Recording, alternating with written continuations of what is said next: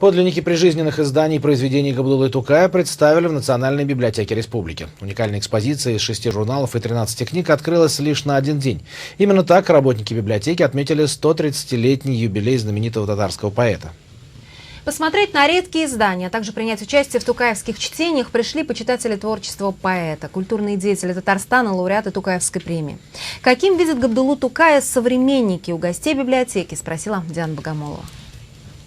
Близость ко времени Габдуллы Тукая. К этому стремятся артисты театра драмы и комедии имени Карима Тинчурина. И потому еще до начала выступления убирают лишние детали. На суд пусть и немногочисленных зрителей в этот вечер они представят отрывок из спектакля «Любите жизнь» по произведениям великого татарского поэта. Мы, 4 молодых артистов, сами подобрали стихотворения, прозаические отрывки, то есть авторами сценария являемся мы. И вот с тех пор мы Тукая открыли просто заново. Мы просто удивляемся, как в 27 лет такой молодой парень мог писать вот такие философические, порой веселые стихотворения, хотя жизнь была очень сложная.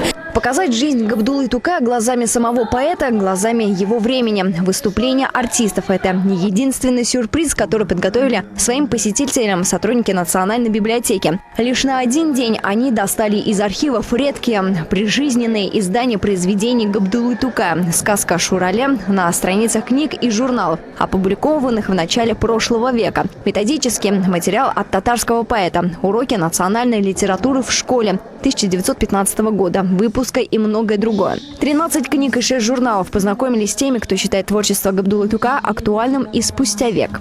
Только в этом году, к юбилею 130-летия Габдуллы Тукая, издаются более 10 наименований произведений Тукая. И в этом году выйдет уникальное издание, это энциклопедия Тукая.